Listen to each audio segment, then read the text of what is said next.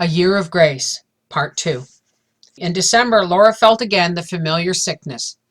The house felt close and hot, and she was miserable. But the others must be kept warm and fed. The work must go on, and she was the one who must do it. On a day when she was particularly blue and unhappy, the neighbor to the west, a bachelor living alone, stopped as he was driving by and brought a partly filled grain sack to the house.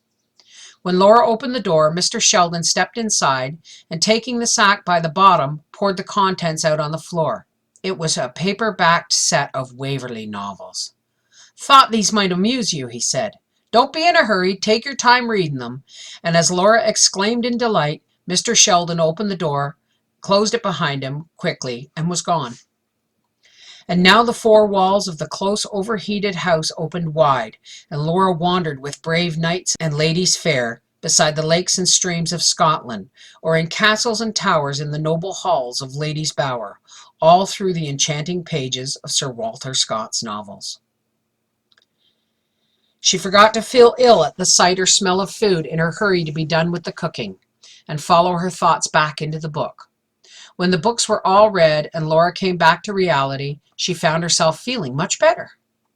It was a long way from the scenes of Scott's glamorous old tales to the little house on the bleak wintry prairie, but Laura brought back from them some of their magic and music, and the rest of the winter passed quite comfortably. Spring came early and warm. By the 1st of April, a good deal of seeding had been done, and the men were busy in all the fields. The morning of the 2nd was sunny and warm and still. Peter took the sheep out to graze on the school section as usual, while Manly went to the field. It was still difficult for him to hitch up the team, and Laura helped him get started. Then she went about her morning's work. Soon a wind had started blowing from the northwest, gently at first, but increasing in strength until at 9 o'clock the dust was blowing in the field so thickly that Manly could not see to follow the cedar marks. So he came from the field, and Laura helped him unhitch and get the team in the barn. Once more in the house, they could only listen to the rising wind and wonder why Peter didn't bring the sheep in.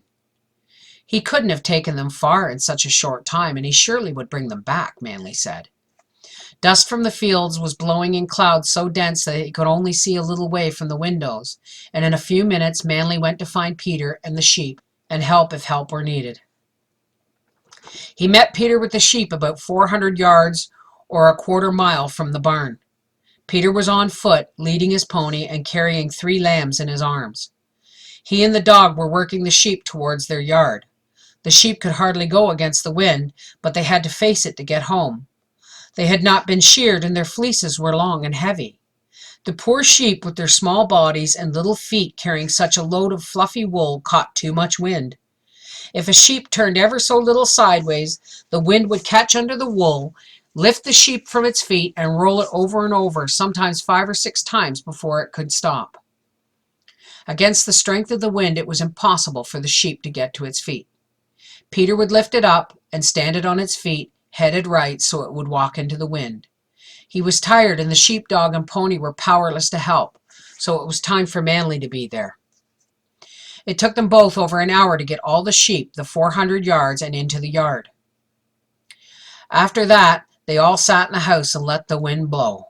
Their ears were filled with the roar of it.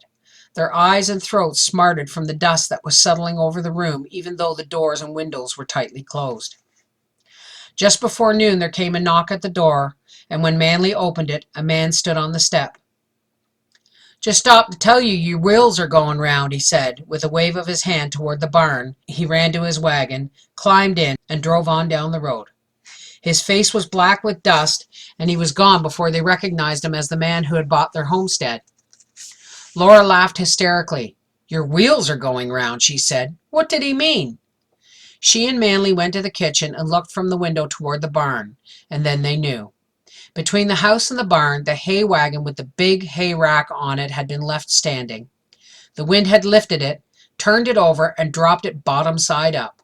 The wagon rested on the rack underneath, leaving the wheels free in the air, and every one of the 4 wheels was turning in the wind. There was only a cold bite to eat at noon, for no one felt like eating, and it was not safe to light a fire.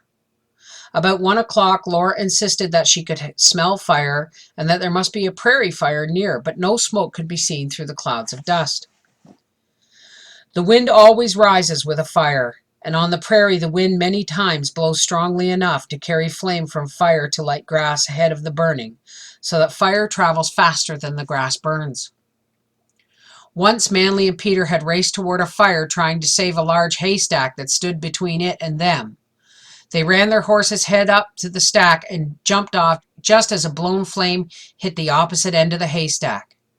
Each had a wet grain sack to fight the fire.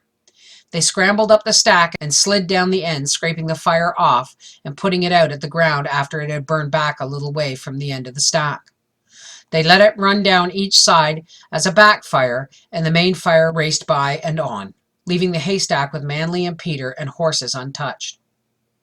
The horses had stood with their heads against the stack where they could breathe. The wind reached its peak about 2 o'clock and then slackened gradually, so slowly at first it was hardly noticeable. But it died away as the sun went down and was still.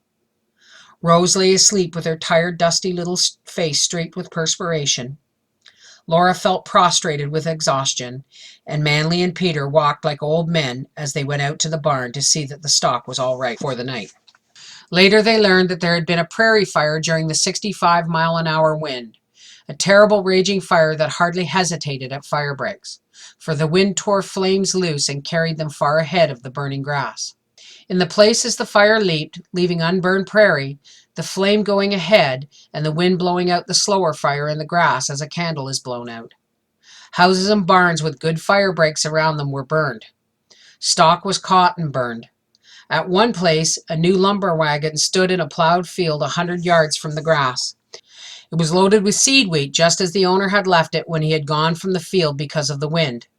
When he went back, there was nothing left of the wagon and its load except the wagon irons. Everything else had burned. There was no stopping such a fire and no fighting it in such a wind. It went across the country, leaving a blackened prairie behind it until it reached the river. Then the wind went down with the sun. There it stopped, somewhere between 50 and 100 miles from where it began. There was nothing to do but reseed the fields, for the seed was blown away or buried in the drifts of soil around the edges of the plowed land. So Manly bought more seed wheat and oats at the elevator in town, and at last the seeding was finished.